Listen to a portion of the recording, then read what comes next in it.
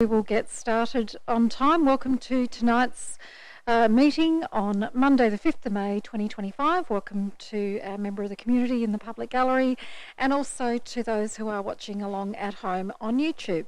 Being 5:30 p.m, I now officially declare this meeting open. I wish to advise that council meetings are recorded and made publicly available on our website. Council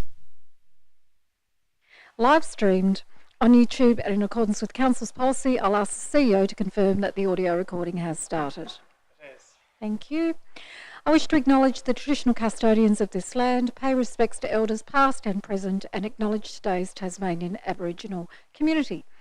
Our attendees this evening are myself, Councillor Reid, Deputy Mayor Councillor Gladeright, Councillor Antoli, Councillor Bain, Councillor Cordova, Councillor Dean, Councillor Midgley and Councillor Street. From our staff this evening, we have the CEO, Mr. Stewart, Director of People and Finance, Mr. Spinks, Director of Governance, Recreation and Property Services, Mr. Smee, the Acting Director, Governance, Recreation and Property Services, Dr. Stevenson, our new Director of Engineering Services, Mr. Mackey. Welcome to your first meeting on your very first day here at Council. Our Director of I've already said Mr. Smee, beg your pardon. Acting Director, Environment, Community and Development Services, Ms. Quinn. Our Manager of Information Services, Mr. Tenaglia. Our Communications Lead, Ms. Adams, and our Executive Assistant, Mrs. Morton. We have two apologies this evening, one from Councillor Fox and the other one from Councillor Richardson.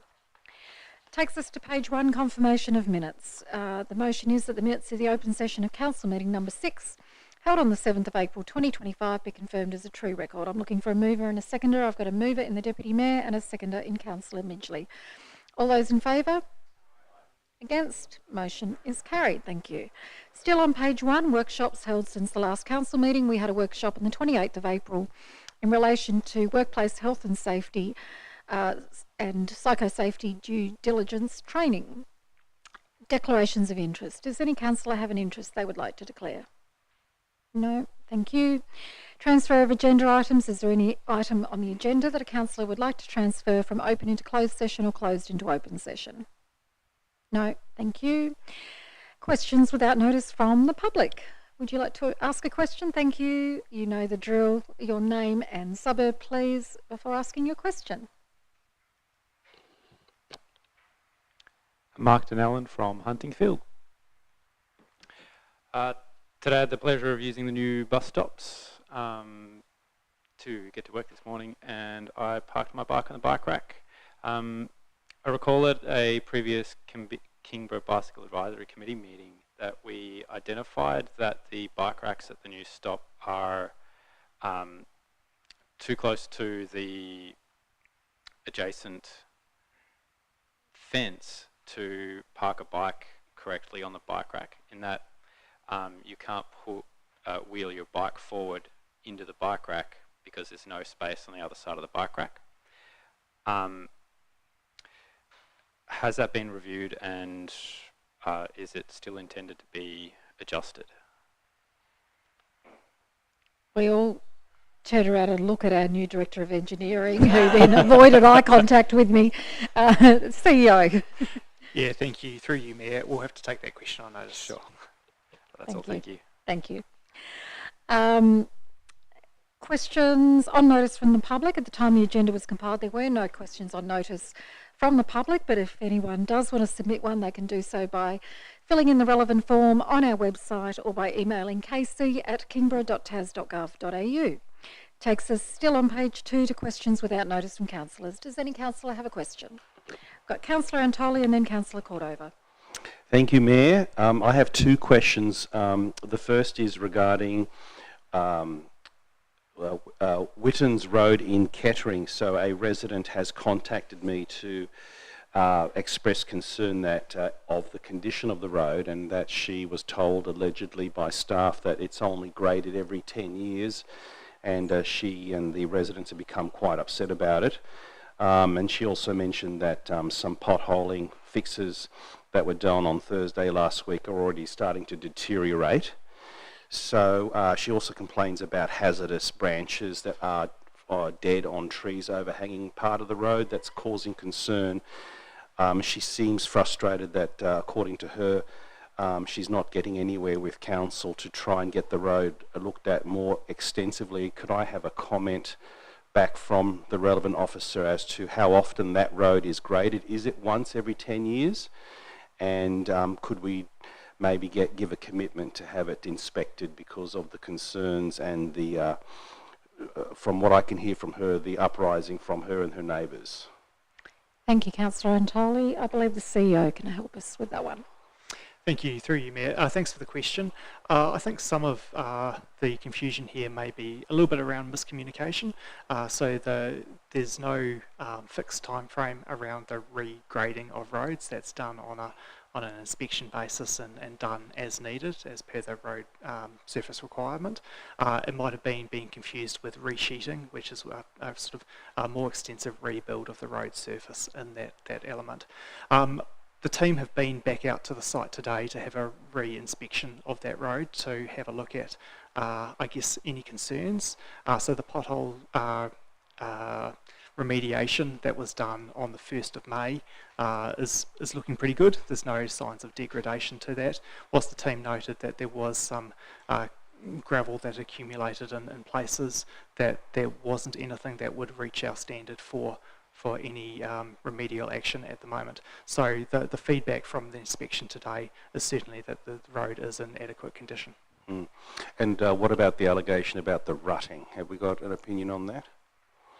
So there was some minor corrugation noted at one area of the road, but it wasn't anything that would currently require remedial treatment. Thank you, CEO. I'll pass on that feedback to the resident, and there was actually some other questions in there that I passed on to you, and I'll let you get back to me on those because their staff names are related as well. Thank you for that. My second question, while maybe a little bit humorous to some of us, has to do with a phone call I received just before the meeting today where the individual has asked me to ask a question. He has found a 5-year-old sheep on his property down at Margate and is at wit's end to try and get rid of it and is nowhere. And the question he had that he wanted me to ask council was, if said sheep was found in Drew Point, what would council do about it? Would council take it away? That was the question I was asked to ask. Mr. Smee. Through you, Mayor, Council's powers with respect to impoundment of animals relate to livestock on public roads and livestock on council land. So Drew Point is council land, so we would need to respond if it was found at Drew Point on our land. The matter of impoundment of animals on private land is complicated, and it's not an area that council has either jurisdiction or the resources to provide a response when the animal is on private land. Okay, thank you. So we have the capacity as a council to get rid of said animal, or a animal like that, if it was on our property. Through you, Mayor, I won't say we've got the capacity. We have a requirement under legislation to deal with an animal on council land. Depending on what the animal is, will depend on our capacity to respond. Okay, thank you for answering that question, and I've made that commitment now and have asked it on behalf of the resident. Thank you, Councillor Antoli. Councillor Cordova. Thank you, Mayor. 3 questions relating to housing. The first one is around housing supply.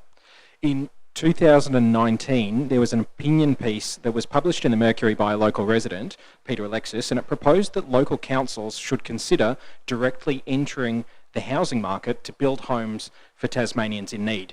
Now, that practice isn't widespread, is the best of my understanding, and the reason for that is essentially because it's kind of not business as usual for council to be investing in housing stock. There's potentially a preference to deploy voluntary planning incentives that can encourage affordable housing rather than actually leaning into the market. But it piqued my interest because over the past 2 decades, residential property in Kingborough has delivered very strong capital growth for private investors. For example, in Blackmans Bay, the median house price has increased by 8.26% over the past 12 months alone.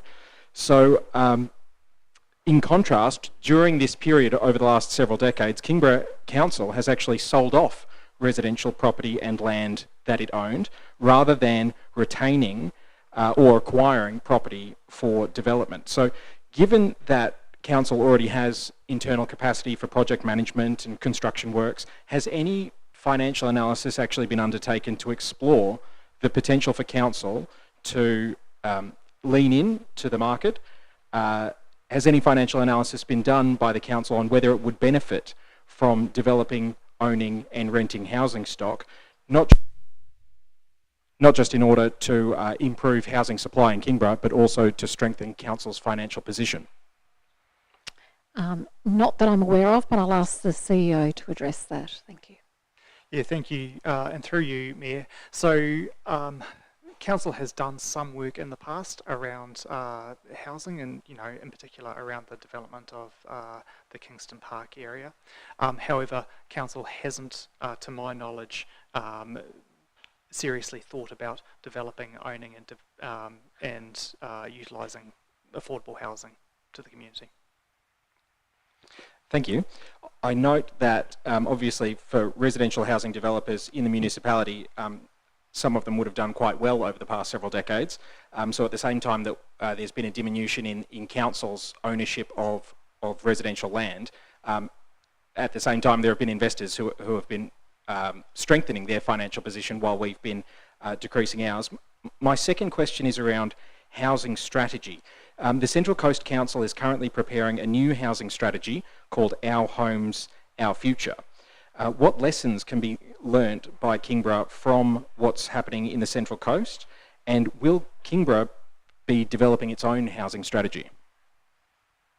CEO. Through you, Mayor. Kingborough doesn't have a plan at this stage to develop a housing strategy. I do note that there are some other councils that have developed strategic documents of that sort. The majority of them do focus around influence and advocacy relating to housing supply, and that's something that Kingborough Council has made statements about in the past, that we will work within that sort of realm, and that's something that we will continue to do within the constraints and resources that we have. I would also note that Homes Tasmania is a Tasmanian-wide governmental agency who is tasked with delivering outcomes in that space, and if Council was to proceed down that path, we would need to be cautious in our approach and making sure we weren't duplicating the work of another statewide agency. Thank you. Councillor Cordover. Through you, Mayor, my next question is around housing, our Kingborough Council housing statement. So on the 19th of June in 2023, to some fanfare, Kingborough Council passed a statement on housing. And the reason I say fanfare is because we also issued a media release that's still up online on our website with the big headline, Housing Commitment. So the minutes from that 19th of June 2023 council meeting clearly state that the General Manager will work with an internal working group and will add items to the action plan. So my question on the housing statement is, which actions from that action plan have been completed? That's my first question. I suspect we might need to take that on notice, but I'll check with the CEO. We would need to take that detail on notice, correct? Sure thing, thank you. And through you, Mayor, the second question on the housing statement is, will the action plan from our housing statement be published on the Kingborough Council website? CEO. I would need to take that also on notice, thank you. Sure, thank you. Thank you. Are there any further questions without notice from councillors? Okay, continuing Sorry, on. Mayor, I've just got a question in closed session. Question enclosed. Thank you. I'll make a note of that.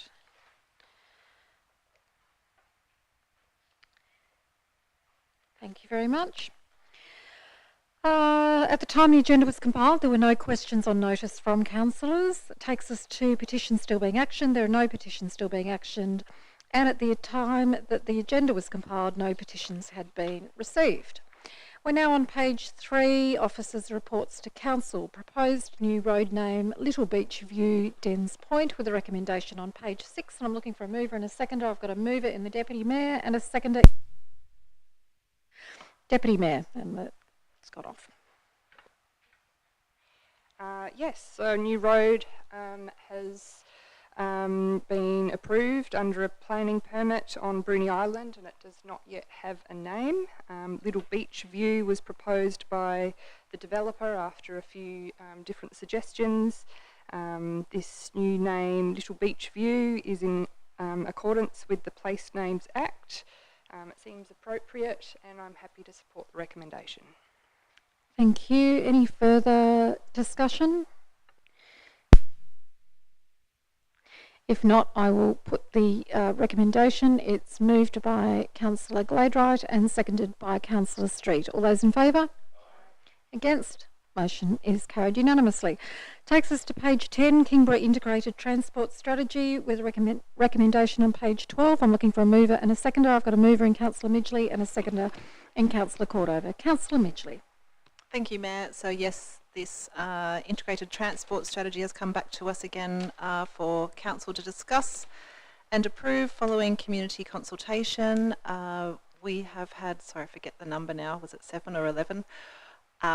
There was a few people, maybe 7 or 11? 11. Sorry. 11. I had both those numbers in my brain. 11 people did provide some comment to that, some a bit more detailed than the others. Overall, from that community discussion, which I admit was a bit of a low number, but you know, not everybody wants to read such a long report. There was some very positive for it, a few kind of comments around extra details there, but basically this integrated transport strategy, from how I see it, and as named up in the strategy, it provides a document and guidance for us to look at our all modes of transport across Kingborough.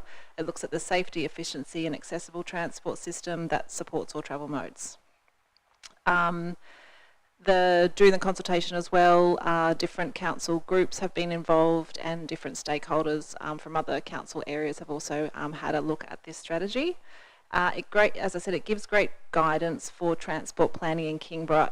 Even though the strategy kind of highlighted there wasn't really that much change, if you've lived here for 20 years, you can actually see that there has been a real impact on the travel modes, especially in the car modes, and then that kind of impacts on the people's accessibility and safety to, say, cycle or walk, because you know, that impacts then. For example, I used to ride on Channel Highway when I first moved here 25 years ago, cycle into Hobart nearly every day.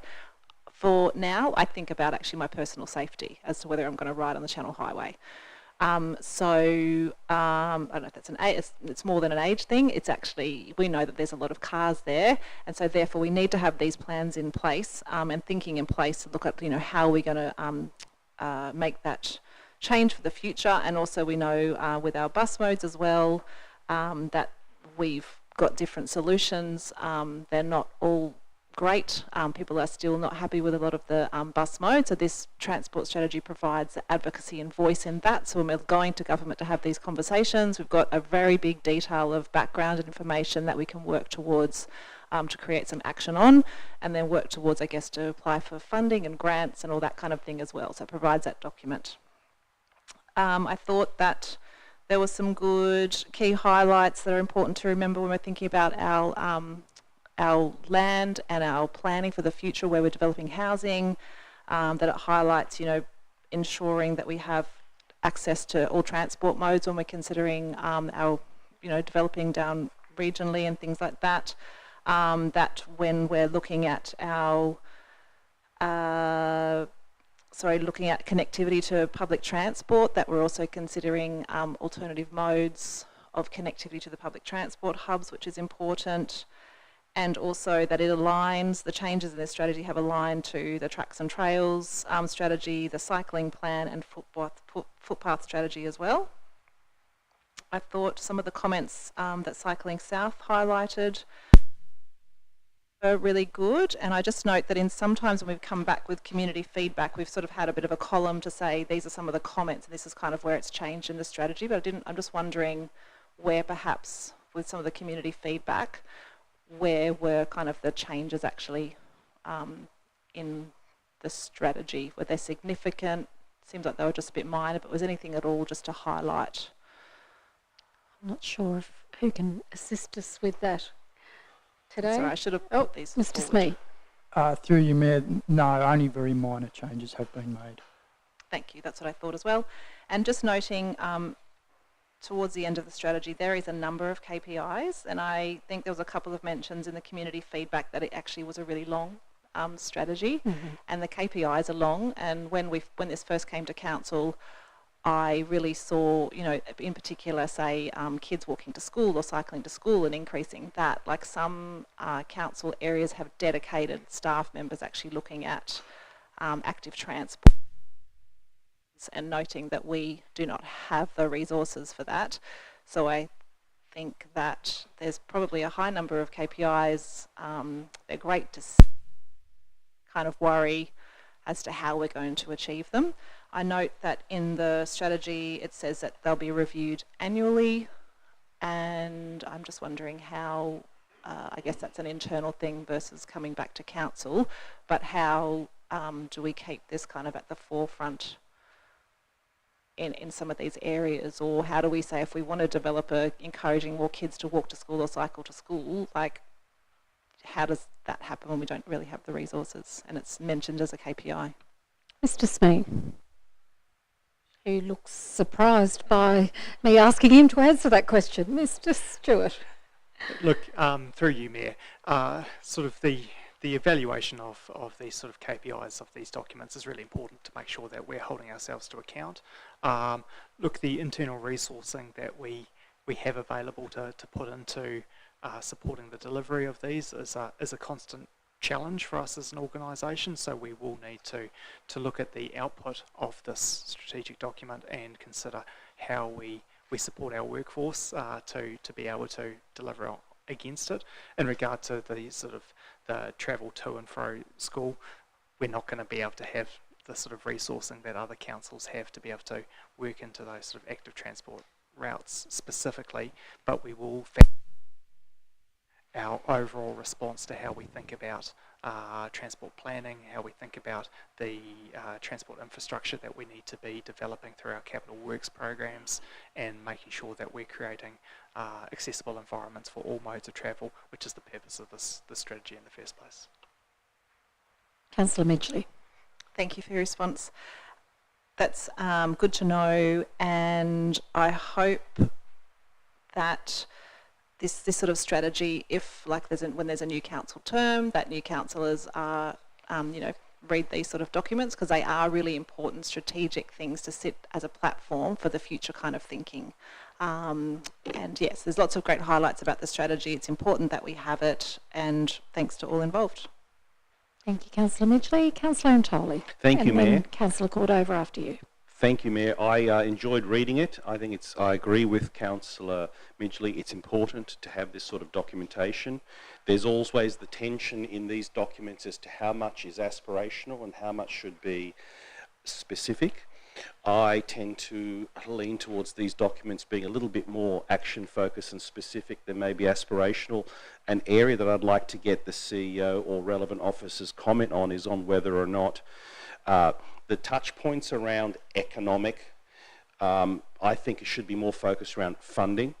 And it talks about, obviously, that we have to work a lot with state government and Metro to get some of these projects over the line. But given the recent election and that finally, I can say Franklin is considered a bit of a marginal seat now. The competition's out, and we should be able to get some more attention from the feds. I'm wondering on whether or not the CEO believes that the funding, this strategy should have a little bit more about funding and advocacy in specifics, maybe some ideas or some strategy there that we should be following up on, or whether or not that is something that we should maintain a distance from in these sorts of documents and then tackle them down the line later. I just think that these sorts of expert panels that we pay good money to could come up with some good ideas that probably they should put in these documents. That's sort of my view, but I'd love to hear your opinion. The CEO.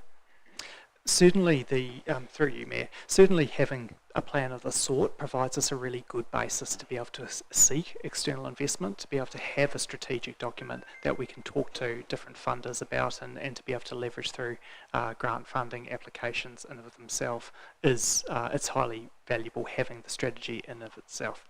I guess to your point around whether or not there should be sort of a funding plan included within it, I guess what you don't want to do with a document of the sort, in my opinion, is to limit your options. So if we did go down that pathway in the future, I would certainly want to keep it high level in terms of indicative areas that we could be looking for additional support and how we would look to fund these initiatives, because at times I do have concerns that when we adopt strategic documents of the sort, and as per Councillor Midgley's question beforehand, it does sometimes, I guess, build expectation that we're going to be able to deliver all of these things within certain time periods, and that's going to be a challenge if we can't external investment. So I guess that's a long way of saying I'm not sure that within the strategy is necessarily the place to talk about what our funding options are for it. There's other mechanisms for us to look at that. The existence of the strategy in of itself is a really useful tool to be able to unlock funding, and I think that we just need to be cautious about what's achievable within timeframes, but make sure that we still hold ourselves to account to be driving towards those outcomes that we're looking for. Thank you. Councillor Antoli, anything further? Your microphone's gone off because they keep doing that tonight. It's wonderful. I've got to get back into the habit. Thank you for your response, CEO, and I can't say I disagree with you. There's the tension between what is expected, what does the community expect from us in terms of how aspirational these documents become or are versus to how practical they should be, because then the community thinks, oh, there goes council again, they spent all this money on a strategy document, but nothing's ever going to come from it. I'm sort of playing the devil's advocate. I hope you understand what I'm saying. Where do we sort of bridge the tension on that one? Maybe you could explain even to the community what then do we do afterwards with these documents to then bridge that funding gap? What's typically the mechanism or the process we follow? The CEO. Through you, Mayor. So there's a number of opportunities that we have to be able to seek external funding.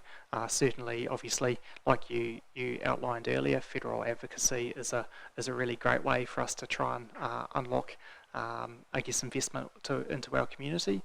Certainly at a state level that exists as well, but then there's a number of organised funding schemes that are out there, and so making sure that we have the right information put together about our strategic approach, where we want to head as a municipality, and certainly we need to have stretch within that to make sure that we are going to be achieving the very best possible outcomes that we can for our community. So a document like this creates the strategic framework. From there it goes into to staff to start to look at how we prioritise workflows from it, what are the specific initiatives that we might look at as part of these, and then they form sort of larger capital work programs often, but sometimes operational work programs that then go through a process to understand what's within our means to be able to achieve, and then what else could we be putting forward to other funders to be able to bring external funding into the organisation to achieve them. So it's a long process, but these sort of documents are really important for that.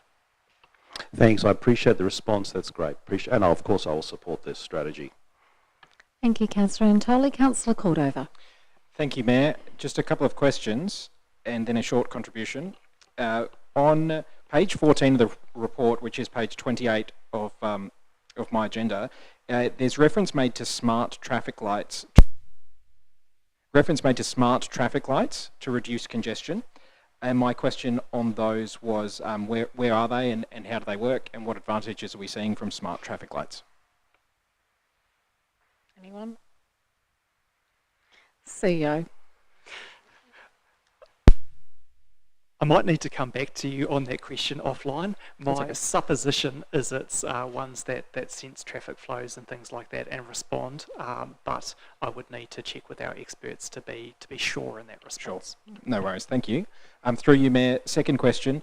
A couple of submissions representations from the public mentioned that where there are instances where buses on their return journey to the depot or to Hobart are empty, there's suggestions from the community, well, why aren't these buses getting full? And so one example was about Snug, I think, and then the other one was, I'll just quote them, it said, buses that drop students at Taroona High should become buses for the public on the way back to the depot going via the city. My question is really just where that is occurring, do we know why that's occurring, and do we advocate with Metro and other transport services to, I guess, help them become more efficient? Look, I think that's an operational matter for Metro and not one that I'm aware that we've engaged in any discussion about. I know that our officers do have regular catch-ups with staff from Metro. I don't know whether the CEO can add anything to that. Through you, Mayor, I don't have a lot to add to that, to be honest. One of the challenges we have in a strategy like this is there's a number of players. Well, these things aren't all within direct council control to be able to manage. There's a lot of influencing and advocacy that is required for us to be able to achieve some of these outcomes. What I would say is that there's often different contractual arrangements between school bus services and the public bus services, and so they might be different operators. Yeah, so I can't answer your question directly, but there are some of the things that may factor into the equation. Thank you, that's very helpful. Through you, Mayor, if I may, I'll just race through a contribution to the debate. Firstly, I just want to thank the author and the authoriser. It's a terrific body of work, and I think it will serve Kingborough very well. It's critically important to improve active transport and public transport, advocate and influence where we can, and control what we can to help people get around our municipality and get to work and recreation outside of our municipality as well. So improving those networks is critical. At a high level, I wanted to broach the subject that conceptually, where I have observed in the media and talking to people in the community, some hostility towards the focus on active transport and public transport, in my opinion or in my interpretation, it seems to be this perception that it's almost a zero-sum game, that when public policy experts, often kind of faceless technocrats, when we come up with these progressive ideas of focusing on active transport and public transport, it's done at the expense of a private vehicle ownership or at the expense of people driving their cars. And I just wanted to acknowledge that right now, many families are doing it tough, and right now, many families feel that when we're focusing on more bike lanes, we're doing that at the expense of the private vehicle. And the private vehicle represents something much greater than just getting from A to B. To a lot of families, it represents dignity and autonomy and it represents individual sovereignty, that having the freedom of private transport is important for people's health and well-being and their own dignity. And I wanted to acknowledge that at the same time as recognising why it is so important that we improve equity and inclusion and accessibility in our transport systems. So Kingborough, for example, has an ageing population. And for many people, as they age, they at some point will no longer be able to have complete transport independence because they will no longer be able to drive their own car.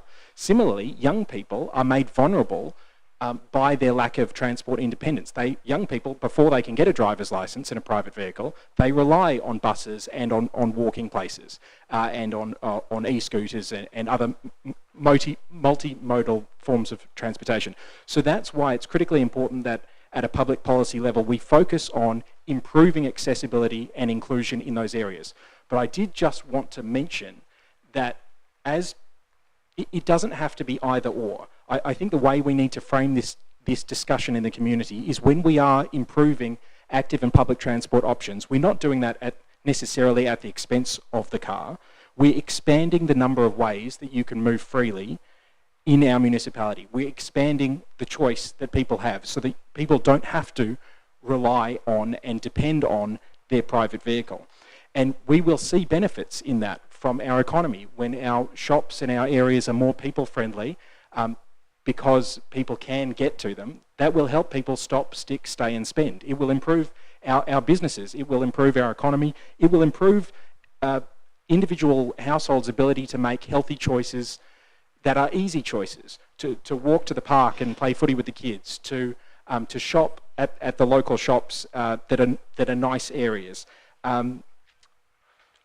Those kind of, before we restrict,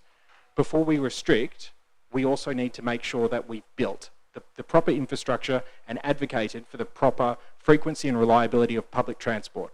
And I think by doing those things, by building first before we restrict, by improving public transport frequency and reliability before we start making car-free zones, that is what will help the community come along with us on this journey, rather than it feeling like a top-down approach where people are banning cars. So that's just at a conceptual kind of high level, this tension that I think is real and that does exist. And I think we just need to be honest about it, that as people feel that economically we already have all these constraints on us, it's getting harder to just hop in the car and go for a drive because of the cost of keeping a car and maintenance and fuel.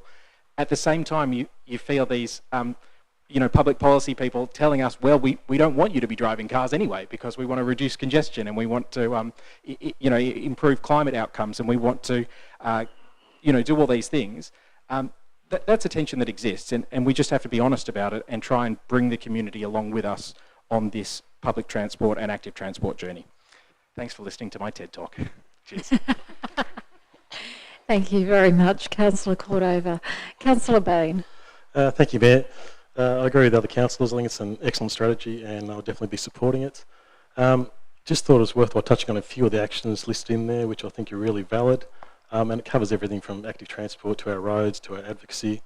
So, for example, we talk about advocating for improvements to state roads, such as the Leslie Road Huon Highway junction upgrade, which is something the community's been telling us for a long time. So I think the more we can advocate for that, the better.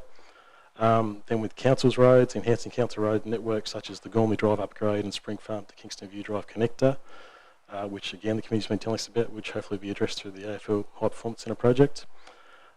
Increased active transport with investment in networks. I think this is a key one, and the report tells us that the key active transport is also the connection from households to public transport to workplaces to schools. So I think even it's not just getting from one place to the other, it's getting from your house to your public transport so you can get to where you want to be. So it'd be great to focus on that. And then the final one is the greater collaboration with service providers, and as other councillors have already said, I think the more we can be talking to the state growth and metros of the world and talking on behalf of our community, the better. As we've seen from the feedback on this report, I think 3 or 4 or 5 were to do with metro services. So I guess it's taking information that we're being told and making sure the message is getting through to the metros of the world on behalf of our community. So excellent report, and I fully support it. Thank you, Councillor Bain. Further contributions? I just wanted to the authors of the report and also the 11 representatives of the community that we received responses from. As has been touched on, I thought it was interesting that that a number of those responses from the community highlighted the deficiencies in some of the current bus timetables, and I think particularly since the temporary service adjustments that had been put in place, which 2 years later is still going. I'm a regular bus user and I know the impact that those have had, where it's much more difficult now to get a bus at a time when you need it. And I have to say, so far my interactions with the supposedly live timetabling of buses haven't been great and haven't actually aligned with when the bus arrives. So that is disappointing because I know a lot of money was put into that by the state government. But I want to assure those members of the community, and particularly the ones in the channel who have commented about the snug bus issues, that is obviously one of the issues that, as Councillor Bain has mentioned, we will be fierce advocates for the community.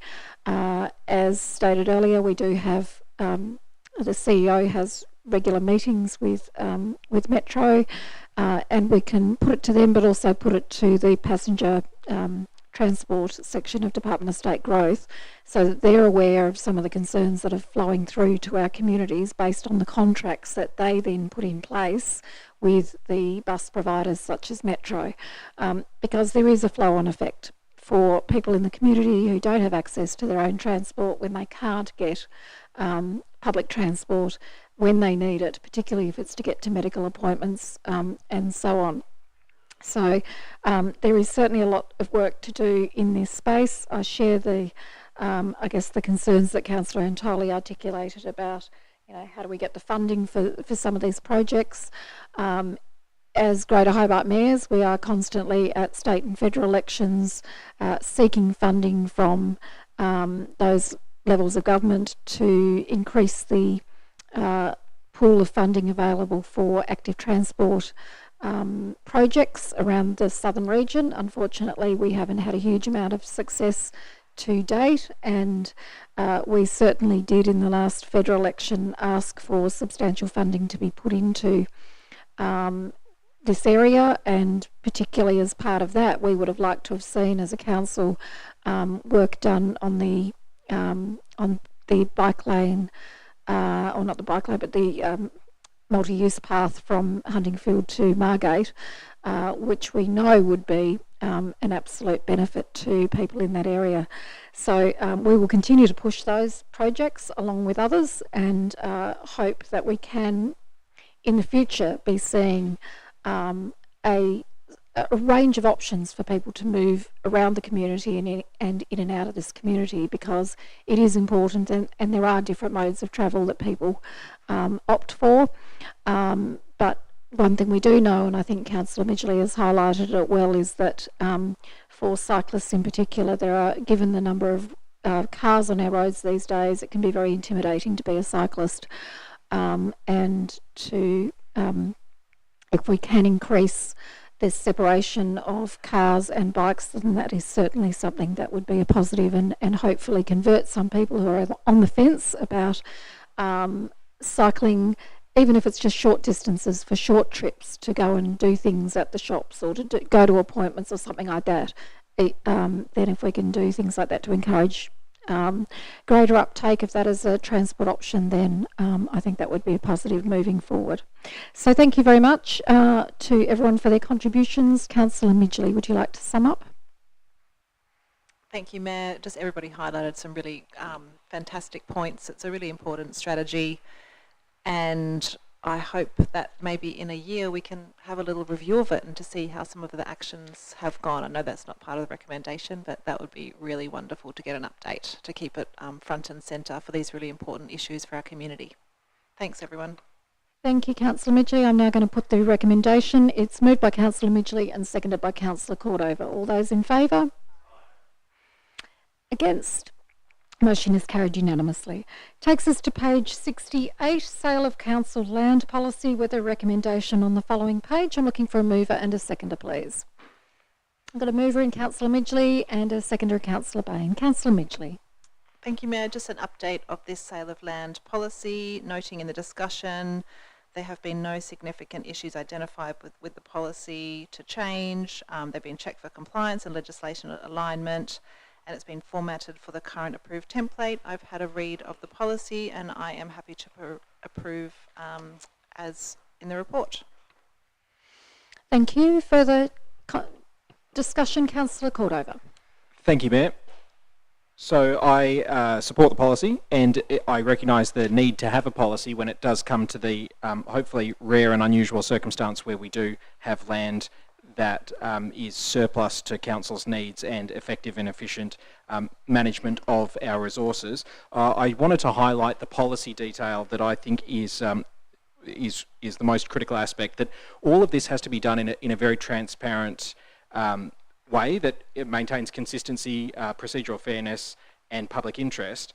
For me, the sale of council assets is always, it should always and everywhere be an absolute last resort, and it should be done with a very clear and defined justification and rationale behind it, where on a cost-benefit analysis we can see clear benefits as a result of selling council land. So I kind of intimated that in my question earlier in this meeting, where I basically said the value of land is finite, and as a result of that, by holding on to it, that's we are being stewards for future generations of Kingborough residents who are able to avail themselves of the benefit of that land. So there are, and I acknowledge, some circumstances in which it is prudent for council to sell council land, but I think it's on the rare and exceptional occasion rather than a quick sugar hit, as I fear that in the past it has been.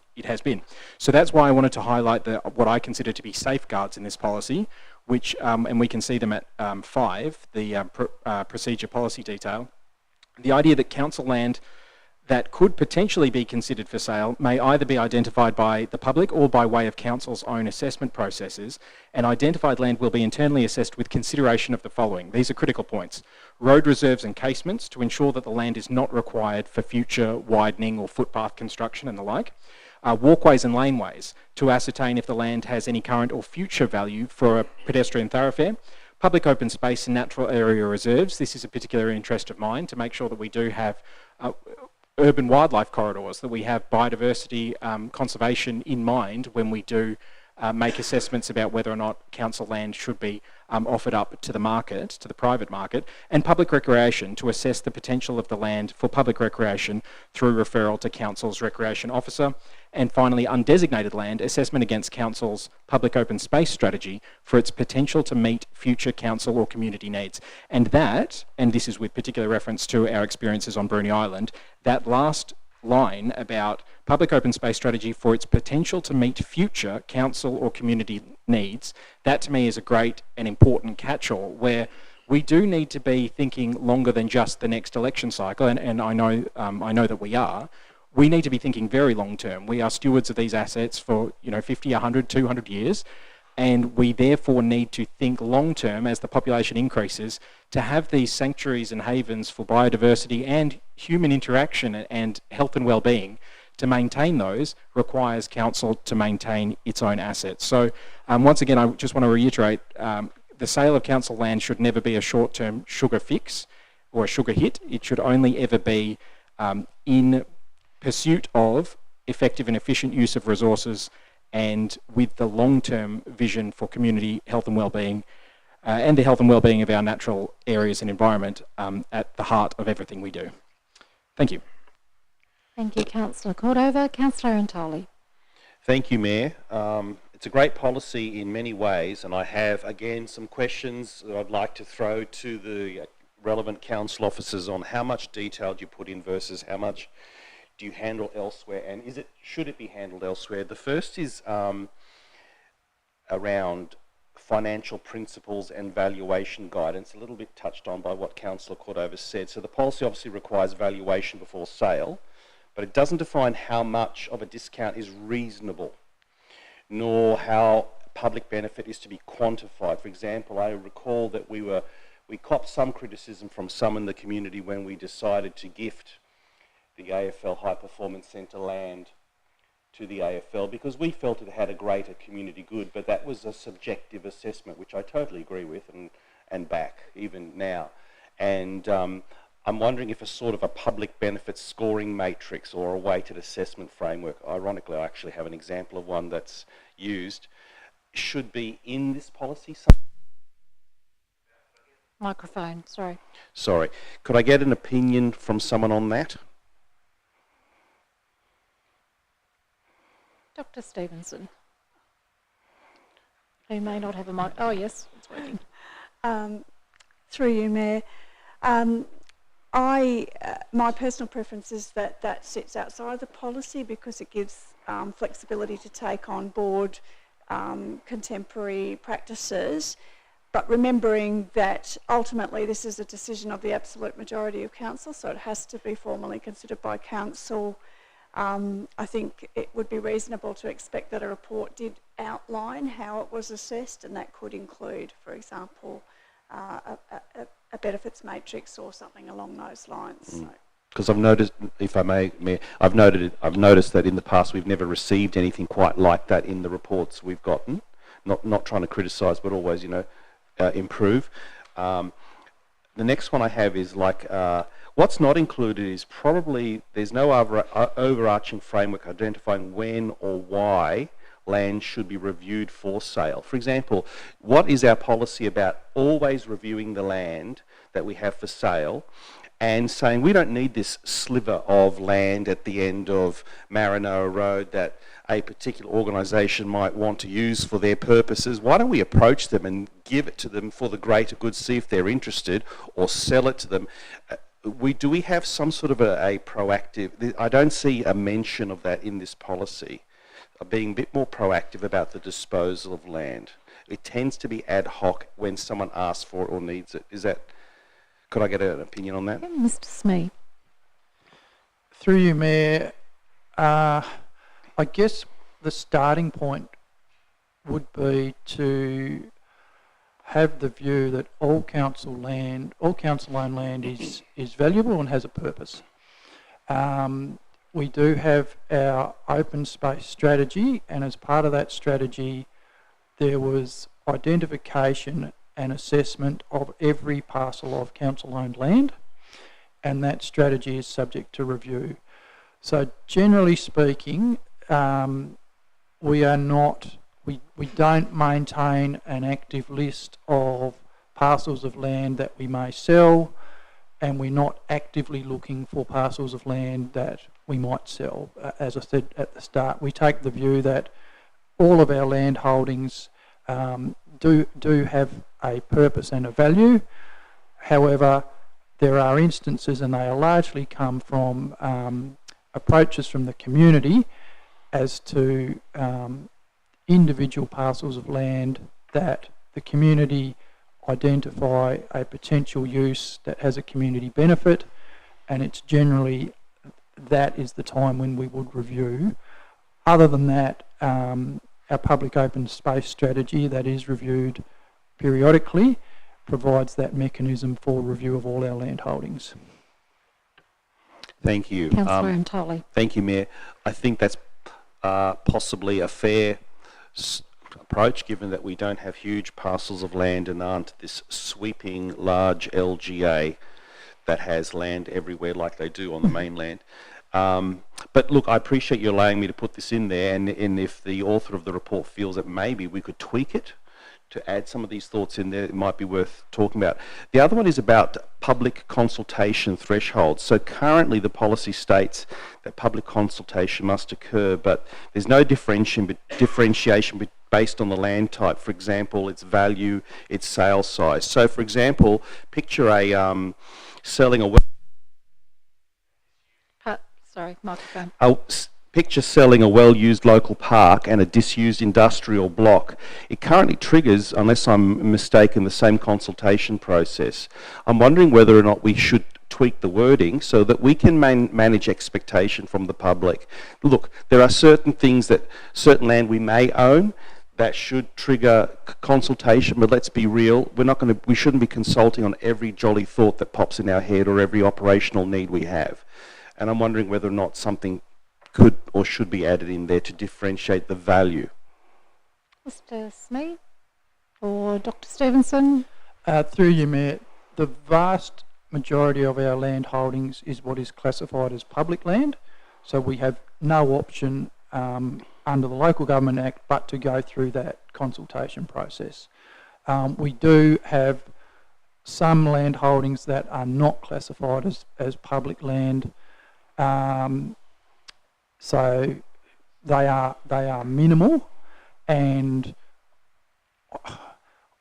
I think from the viewpoint of transparency, we would still want to go through that same process where there is a discrete title of land that potentially could be sold.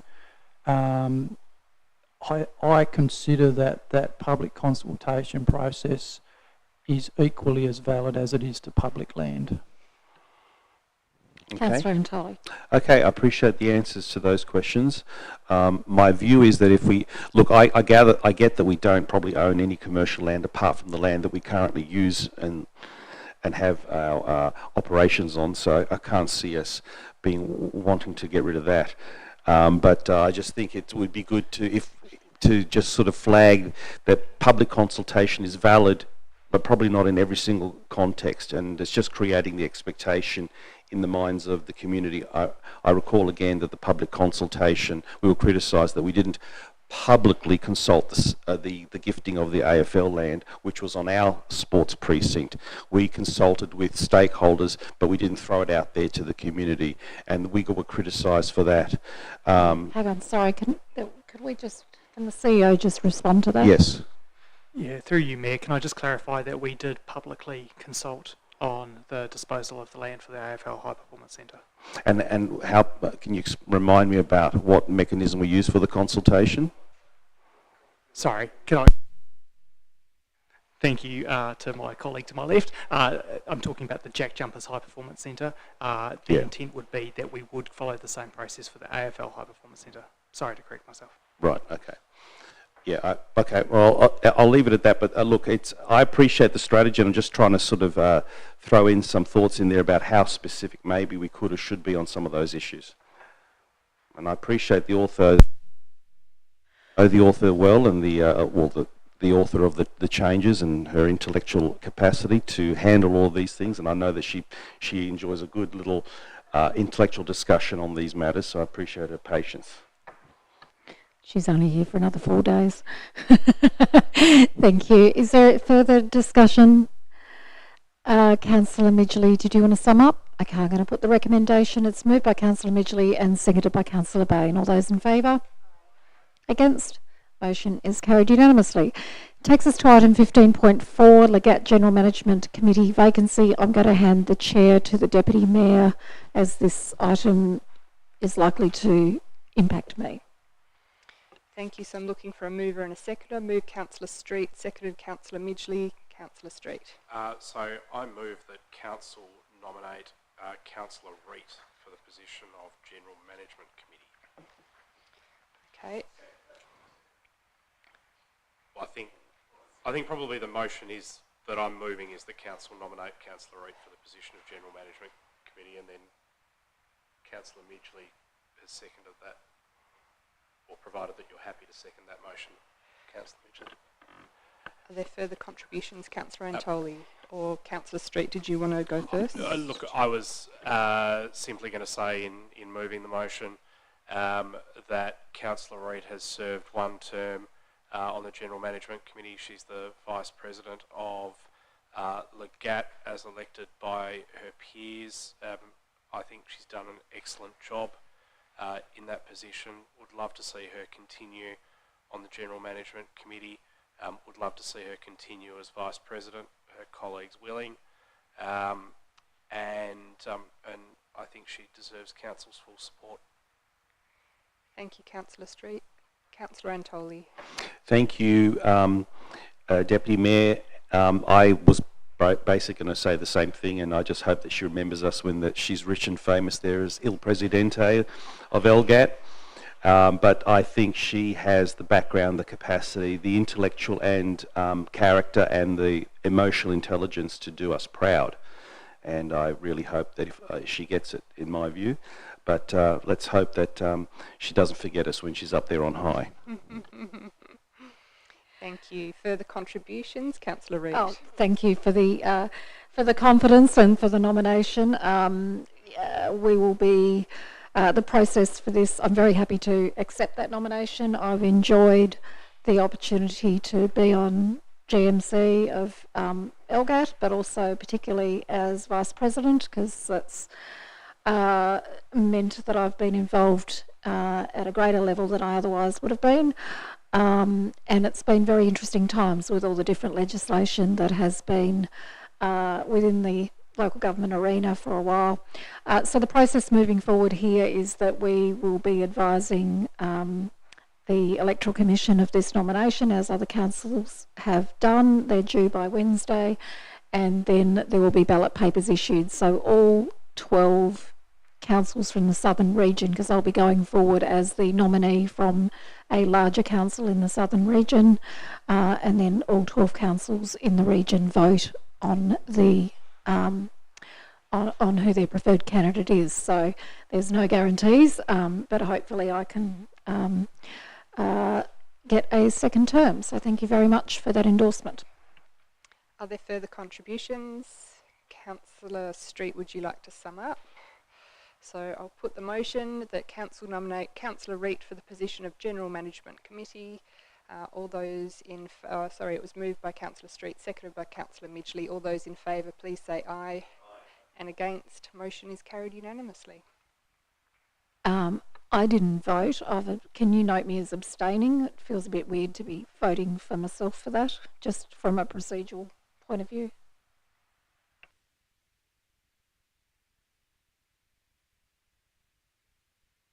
Thank you. Thank you very much, Deputy Mayor.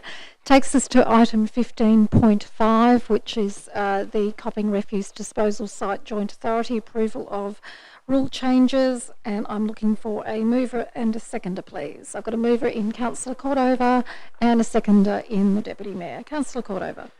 Thank you, Mayor. So the purpose of the report is to seek Council's approval for the certified amendments to the Copping Refuse Disposal Site Joint Authority rules. This is largely procedural in nature, in the sense that a summary of the proposed changes has already been considered by Council at its meeting on the 1st of July 2024, and as a result of the basically there's statutory requirements that involve a little bit of back and forth between each of the councils that are owners, and therefore we actually have already looked at this, and this is now the next step of the process.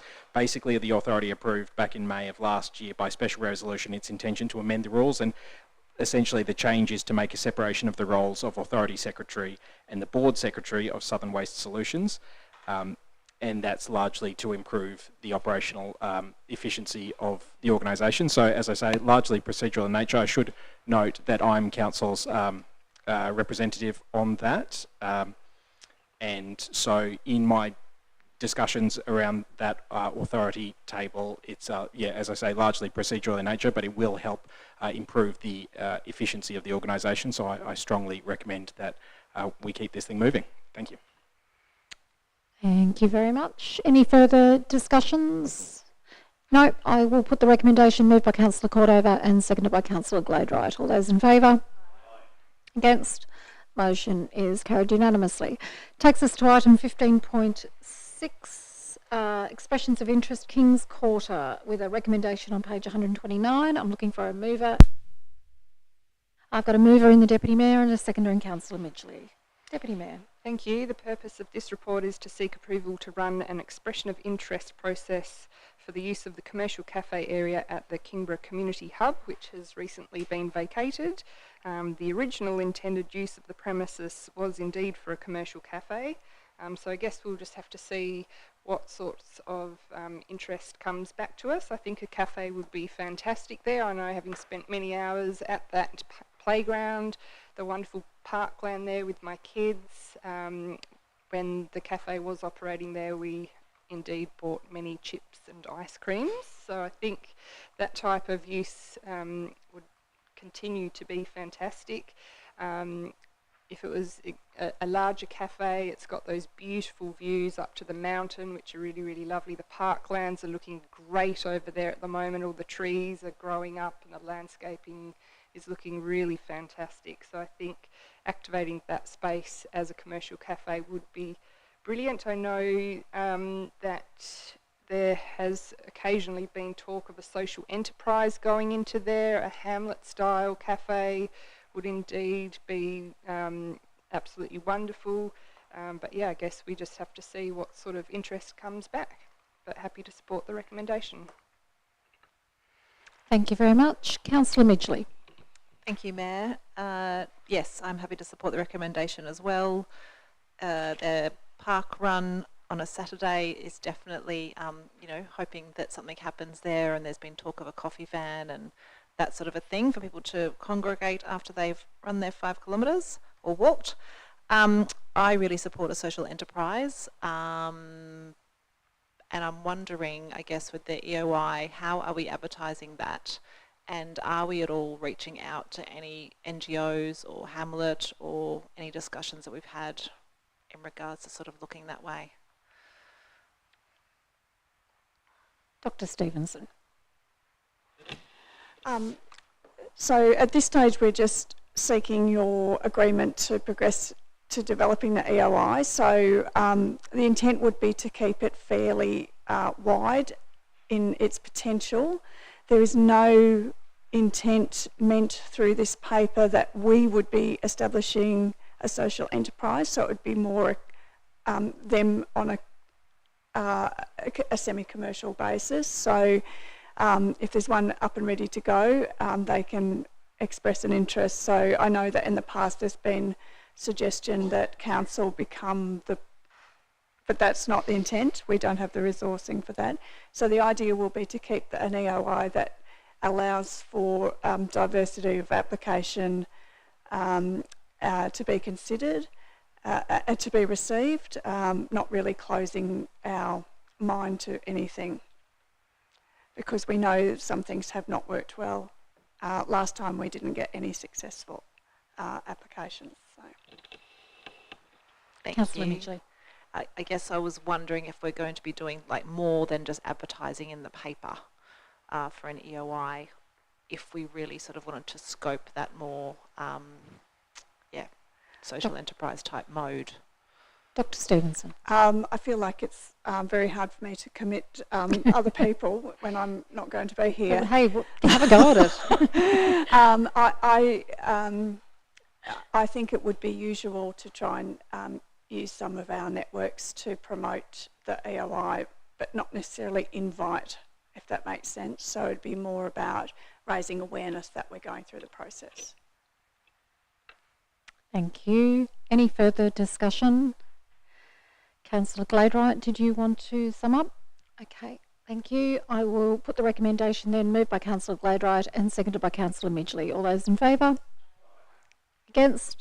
Motion is carried unanimously. Takes us to 15.7 on page 130, Financial Report for March 2025, with a recommendation on page 132. And I'm looking for a mover and a seconder. I've got a mover in Councillor Bain and a seconder in Councillor Antoli. Councillor Bain. Thank you, Mayor. So we have the financial reports March 2025. The year-to-date result is 1.42 favourable to budget, and our forecast end of financial year position is will be around that same amount of 1.4.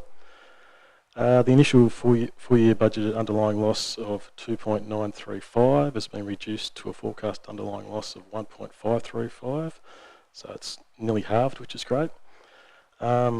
Of the 1.4 improvement, $750,000 relates to recurrent savings, so that'll be favourable for impacting future years' budgets, which is important coming into the 25-26 budget development. Of the recurrent savings, changes from last month to this month, it's gone from 650 recurrent to 750 recurrent. Some of that's from the Kingborough gym user fees increasing from 100,000 forecast to 150,000 forecast. And the other one is income on overdue rates notices of 50,000, which leads to one of my questions there. So it talks about in the discussion section of page 131 against other income, the report mentions other income is $104,000 over budget, mainly due to interest on overdue rates, balances, and an adjustment of $50,000 has been made to the forecast to reflect this. It should be noted this is a budgeting issue and not indicative of a decline in rates collections. So my question here is, just to confirm, is this telling us that the number of overdue rates we're seeing hasn't increased from previous years, and it's just that the budgeted dollar amount against this item was undercooked and not reflective of how much we've collected previous years? Mr. Spinks.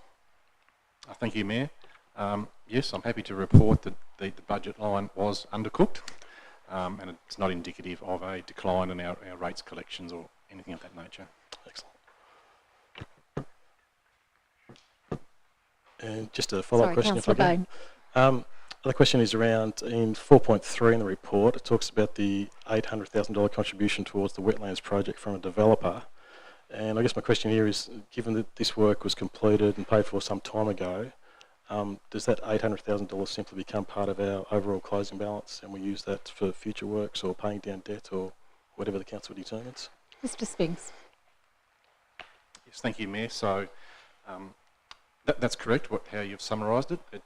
We don't have any intent, and I don't believe there's any sort of pre-existing commitment to sort of use this as some kind of windfall gain to provide extra allocation towards the capital works program this year or anything. So it will sort of just go into cash reserves to fund future requirements, whatever they may be. Excellent. Councillor Bain. Thank you. And just a final question. Noticed on page 170 we're starting to see some expenses against the AFL High Performance Centre, and so just to confirm, these expenses will be recouping the cost from state growth. Is that correct? That is correct. Excellent. I know. That's a That's all my very questions. vehement yes. Yes. Good to know. Thank you. Councillor Antoli and then Councillor Cordova. Thank you, Mayor, and compliments to the accounting chef for the way he's cooked this budget. Well done. It's good to see some improvements. It's always alarming when the word cook and budgets are thrown in together from an accountant. Let's not talk about cooking the exactly. books. That's like, Let's can you reword just that. retract that? Yeah. But it's hard to make light of dry numbers sometimes. I would like to just bring up the small typo there at 5.2 that's probably been noticed already, that it talks about a $1 million improvement. It's actually 1.4. That probably should be amended because it undercooks the good work you did. Understates. Understates, I know, but I had to use that word instead. It's more funny, at least to me. With regards to the $750,000 recurrent savings, can you list what some of those items are? Examples of those savings? Yes, through you, Mayor. So on page 139 of the report, we list what the forecast revisions have been year to date. Some of those are going to be timing issues only and relate to the current year only. Some of those are sort of more ongoing. So the ongoing ones, $100,000 for rates, $150,000 increase in membership income for the sports centre, the depreciation adjustment, and the item we've just spoken about, which is the interest on outstanding rates. Great. And well done to the team. It's good to see this turnaround after some of the financial discussions from last year. Well done. Thank you. Councillor Cordova I had next, and then it'll be Councillor Midgley. Thank you, Mayor. Two quick questions. The first one is about the tree preservation contribution. I was just interested to know what that related to. There was one particularly large one, and then so I'm just looking at the contributions heading on page 131. And then the second question, if I may, is around land tax.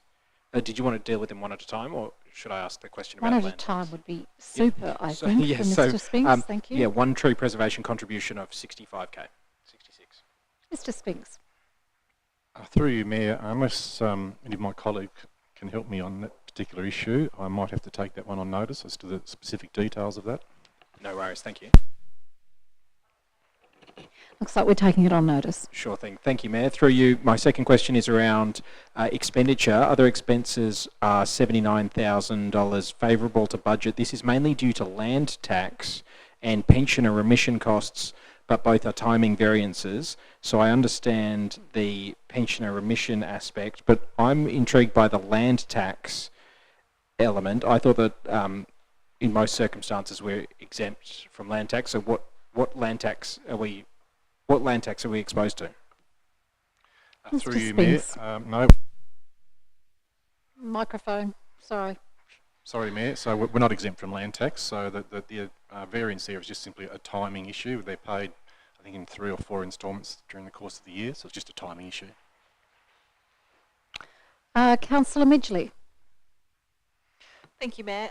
Yes, echo, it's great news moving forward what our budget numbers are right now. So I'm sure leading into our budget and deliberations, we'll have some hopefully positive things and outcomes ahead.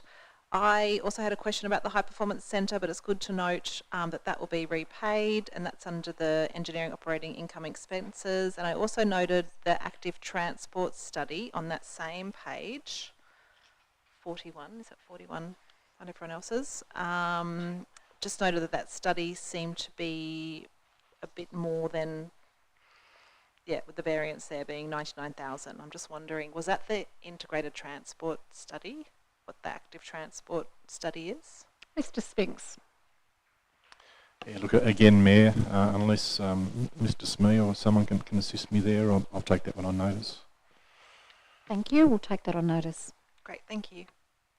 Any further discussion? Mr. Spinks? Yeah, Mayor, can I just add one further comment?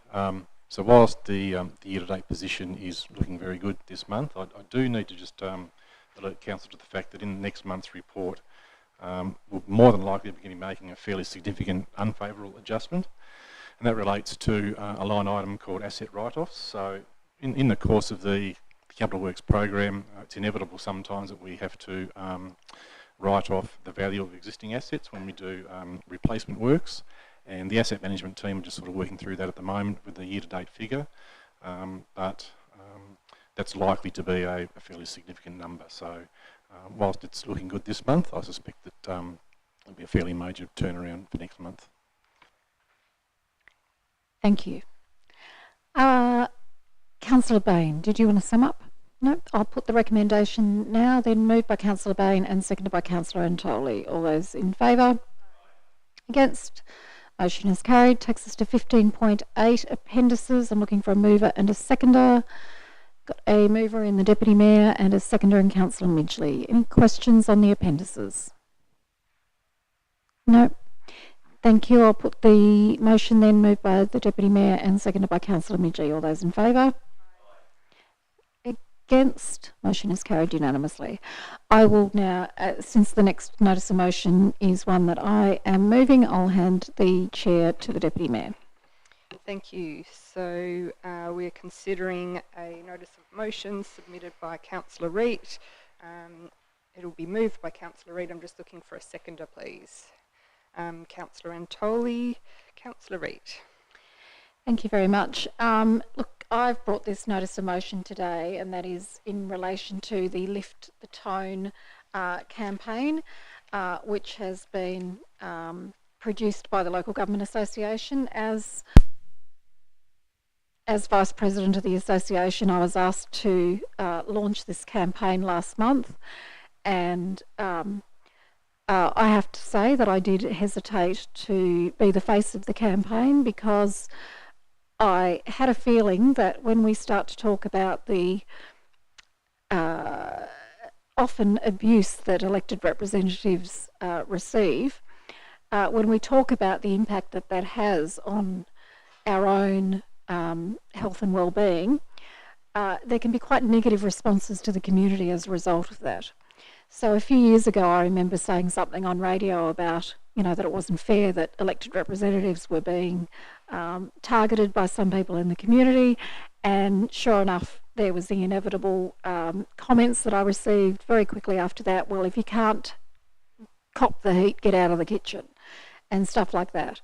And so I did think about whether I wanted to be the one who went out and promoted this, and sure enough, it took less than 24 hours for me to get the first email from somebody to say to me, there you are whining about copping abuse when you're making the decisions that you're making. So that kind of says to me that we're right on the money in terms of trying to say to the community what we want to do through this campaign is not impact democracy in any way, not stop people from having their say. We want to hear from members of the community, but as elected representatives, all of our councillors right around the state deserve to be treated with respect. Now, last week we had our workshop on psychosocial safety, and it was really interesting that we heard the great analogy that we were given, and that was you can debate something from two totally different perspectives, and you can actually do it still with respect and with strong arguments on either side. And the example we were given is that when lawyers go to court and they argue, either the prosecution or the defence barrister, they argue passionately for their respective cases, but they do it within a set of guidelines that says we will do it respectfully, because if they don't, the judge is going to come down on them. We don't have that sort of framework. Now, I think that we are very lucky here in Kingborough, that I think to a certain degree the interactions that we have in the community are far more respectful than occurs in some other councils. The reason that Legat did this campaign was that councillors particularly from small communities, were coming to meetings and saying, I can't walk down the street without being abused. I can't go to the supermarket without being yelled at. I've had people threaten me in front of my children when I go to the beach with my children. This is the sort of examples that we've been given. There have been councillors who have been followed in cars, with members of the community following them in their car intimidating, abusive and bullying behaviour that is taking place. So Legat did a survey, and the survey showed that 80% of the councillors who responded to that had been subjected to some form of abuse, bullying or intimidation by members of the community. And that is a really high statistic, and 40% of those people said that one of the main reasons they may not run again as councillors is because the impact of that behaviour by on them and on their families. So I think that we have to set the tone in the way that we behave around the country. And I think that we do that. And I think that we have really healthy discussions around here. And I'm very grateful that we have members who can do that in a very civil way. And even if we are poles apart in our approach to a particular issue, I think we always manage to do that respectfully.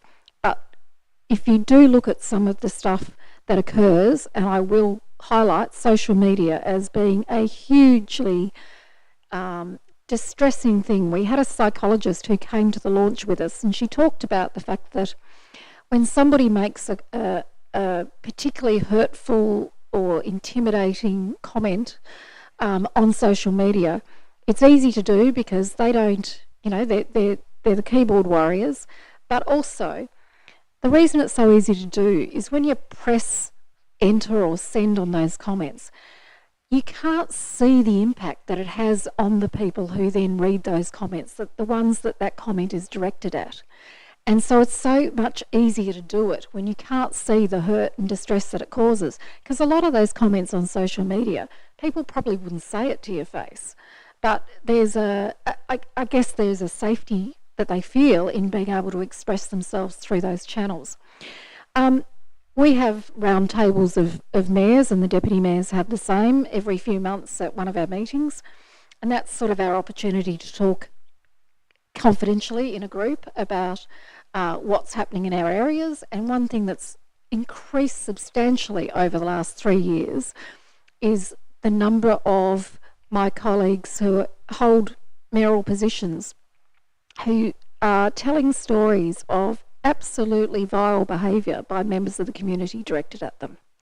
And it is, you can see the impact that it has on them and their loved ones. So I feel very passionate about this, and I feel that as a council who does operate in a really respectful way towards each other, that we are well placed to endorse this motion and to say to other people in the community, we're not going to tolerate this sort of behaviour.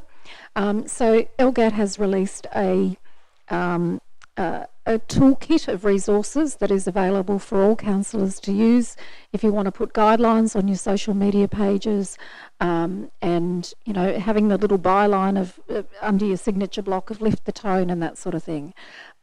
So I hope that everybody will, and we're also saying to people, sign up for the pledge, which is, we'd like the community to say, I'm not going to stand by and watch this sort of abuse as well. So thank you for allowing me on my soapbox for a moment. But as I said, I think this is an important issue. We want to make sure that when it comes around to the next elections at the end of next year, that people are encouraged to stand. And they're only going to stand for public office at any level if there is a better environment in which to operate and to do your job. Because quite frankly, in some parts of the state, with the abuse that people cop, the job description to stand as a councillor isn't a great one if you think you have to tolerate the sort of behaviour that some do. So thank you. Thank you. Further contributions, Councillor Antoli. Thank you, Deputy Mayor. Thank you to Mayor Reid for putting this forward, and it was actually quite touching to hear those stories. I'm actually reminded, Mayor, of two stories. I have a friend who was a deputy mayor of a council in Tasmania and decided to withdraw re-election, which was a real shame because she was very active in the community running a not-for-profit, and it had to do with abuse, and she told me that she couldn't take it anymore, and the straw that broke her back was that some unhinged male in the community decided that he would stalk her and follow her home He's very fortunate the husband didn't catch him on the spot. He's a huge man, plays AFL. But it broke the back for her, and it almost brought me to tears when she actually told me once, when I bumped into her in the at council one day, and even today I actually had a member of the community complaining to me about a colleague around this table, saying very nasty things about things to do with their past, and I'm really glad that I stood up to that person and defended my colleague, and it's sort of a bit of a reminder that we've all got to pitch in together. I love a fair debate. I sort of revel in it. I think most of you know that I really enjoy the proper, respectful debate. And that example of the lawyers is superb. They are paid to passionately argue their client's position, and but they have to do within a framework, and we've lost that capacity in this nation. It sort of used to be a craft from years past, even in politics, but it's gotten gutter snipe in recent years, and so I'm really happy to back this, and I do want to reiterate what you've shared, that the tone here is, I think, unusually, when I say unusually, uncommonly respectful, because there are definitely some councils out there that I wouldn't be able to go to work the way they carry on towards each other. So, you know, I don't know, are we planning on doing something about this from a council promotion point of view? What is the connection between this program and the way we as a council are going to, in any way, shape or form, promote it? Maybe someone could inform me on that. Councillor Reid. Allowed to answer that as the mover of the motion. Look, certainly the toolkit of resources that we've been provided by LGAT as part of this, I would hope that we use that and through our own social media channels and put rules on the page, because I think that's something that we, you know, if we're not having respectful debate on our own social media pages, whether it be councils themselves or our individual ones, I think then people should expect that they can no longer be part of that page if they breach the rules. So in order to do that, you need to make it very clear. So I'd like to see that. I'd encourage all councillors to do that on their social media pages as well.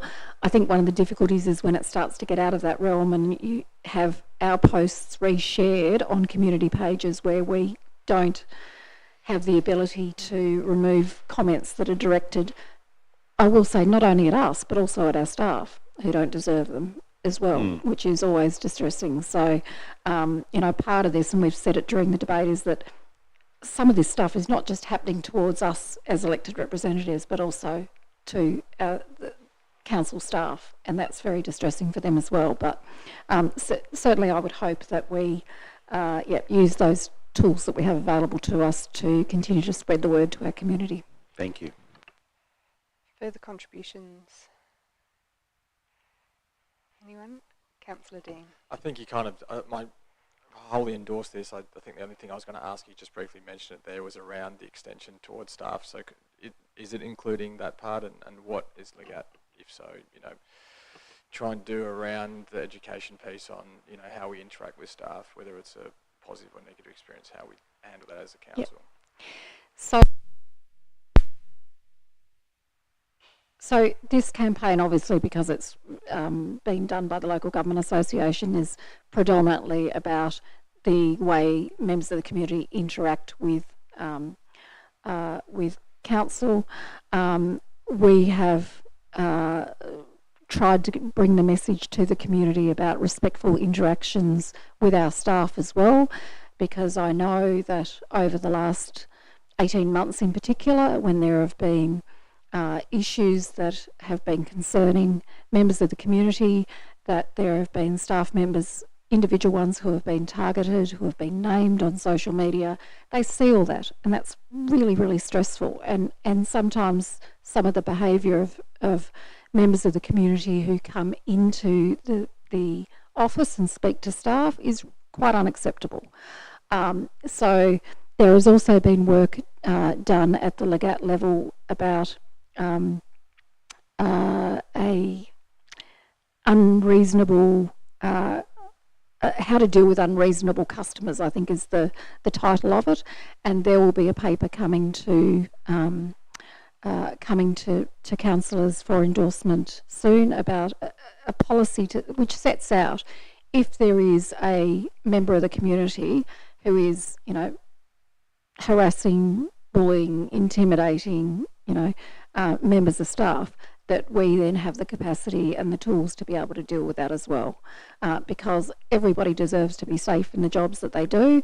Unfortunately, that isn't how it's always panning out. And so we do need to make sure we've got policies that cover that as well.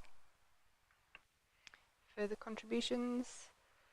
For my own contribution, yes, it's always surprising to me when I try and make a really, really big effort to be positive on social media and put out a post saying something about some amazing things that council have done. Even when you're really, really trying to be positive, you still get that negativity coming in. It's so appalling. So I wholeheartedly support this motion as well. If there are no further contributions, I will put the motion. It is up there on the screen. It was moved by Councillor Reet. It was seconded by Councillor Antoli. All those in favour, please say aye. Aye. And against. Motion is carried unanimously. Thank you very much. I appreciate that. We are now on page 190, confirmation of items to be dealt with in closed session. We're looking at confirmation of minutes, applications for leave of absence and upgrade of the audio-visual system within council chambers, which clearly from the way the microphones have been working this evening or not working is a much needed discussion. Looking for a mover and a seconder, please. Moved Councillor Cordova, seconded Councillor Midgley. All those in favour? Against? Motion is carried. Thank you very much to those who have been in attendance this evening and also to those watching along at home on YouTube. In accordance with Kingborough Council Meetings Audio Recording Guidelines Policy, recording of the open session of the meeting will now cease. So open session of Council